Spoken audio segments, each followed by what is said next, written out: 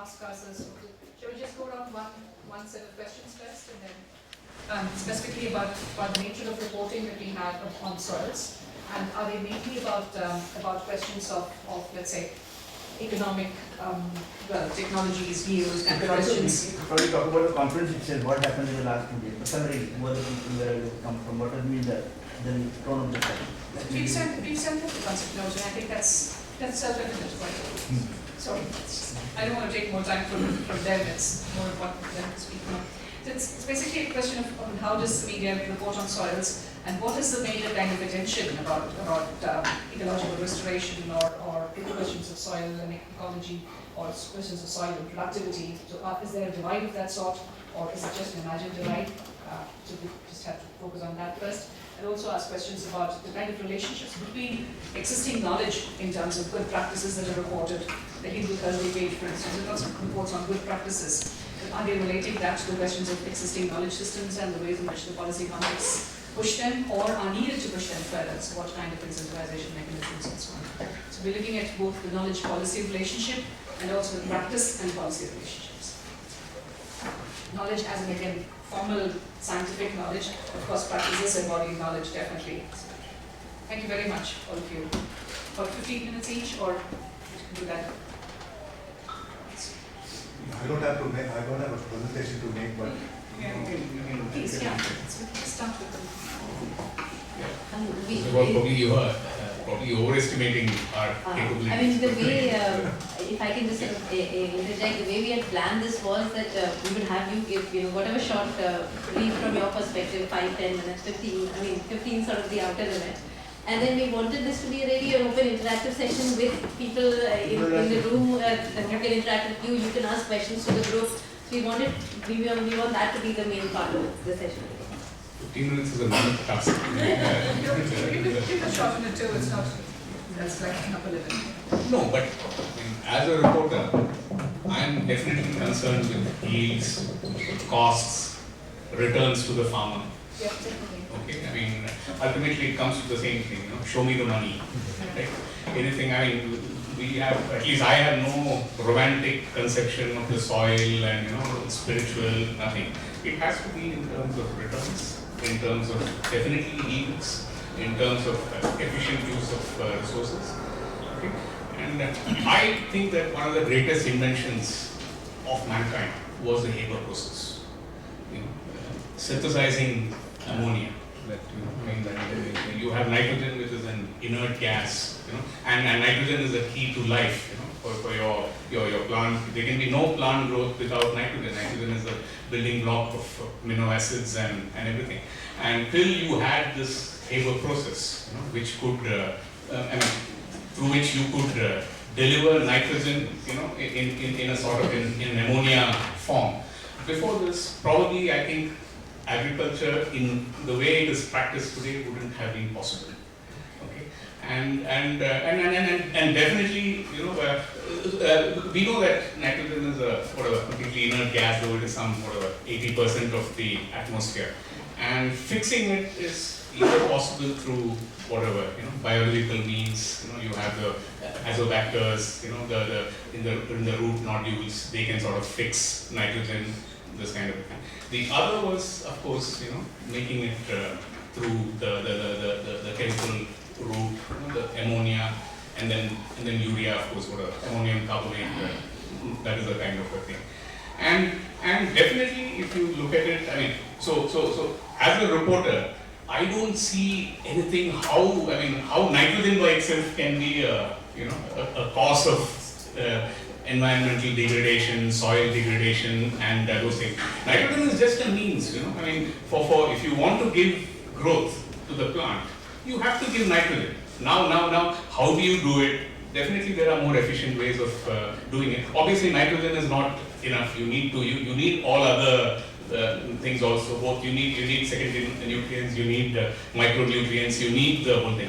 But without nitrogen, I don't think agriculture is possible. At least in terms of getting the yields and everything.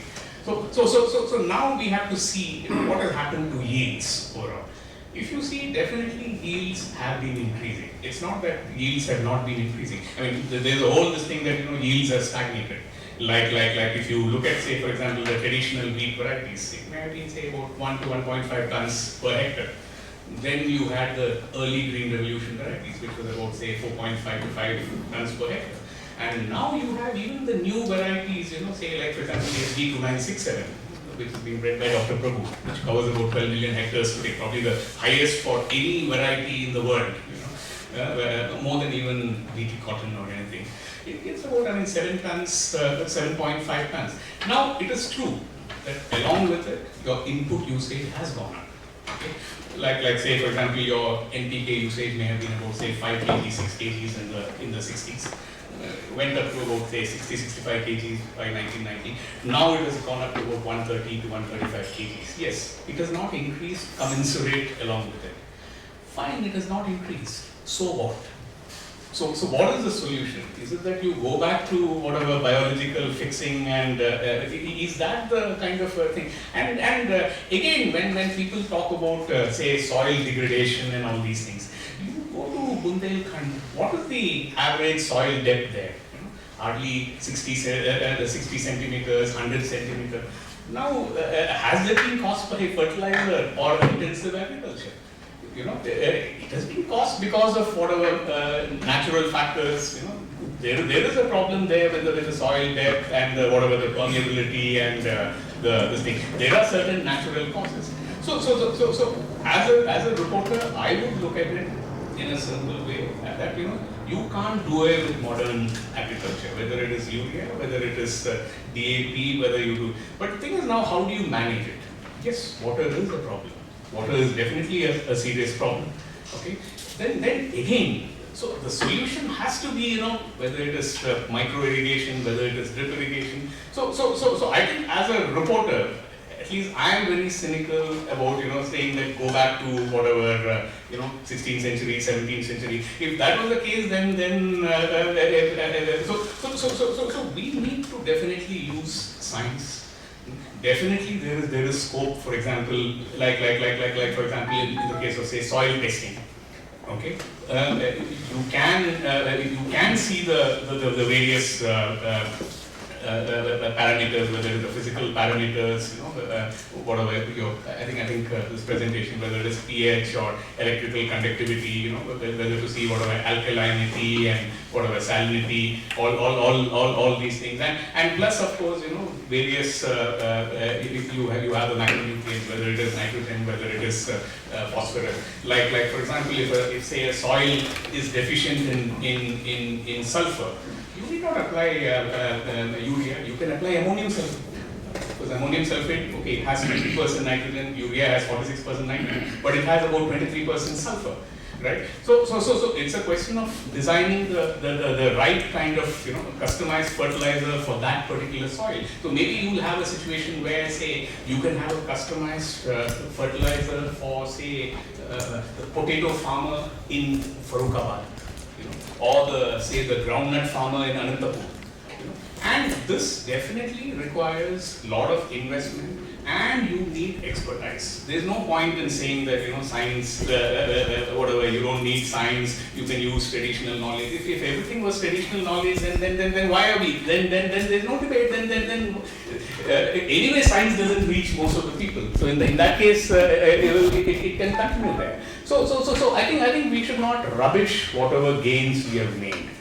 I mean, whether it is in wheat, whether it is in milk, whether it is in even for that matter in cotton. So I think when it comes to reporting, it has to be sensible, it has to be quantitative. Okay, it has to give a very clear picture of what is the gain for the farmer. Look, he's doing it for himself, right? She's doing it for herself. They're not doing it for us. Right? Unless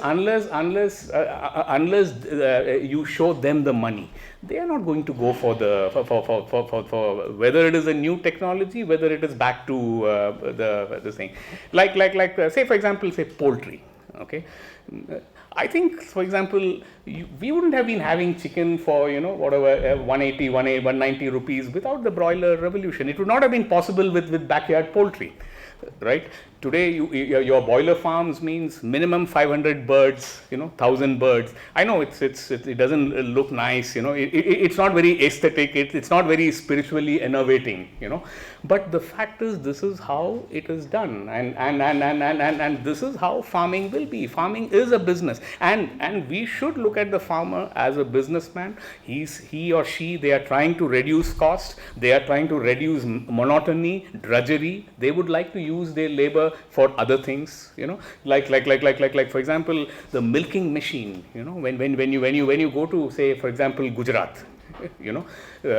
earlier the women had to get up at 4 o'clock, and starting to milk. And how many cows or buffaloes can you milk?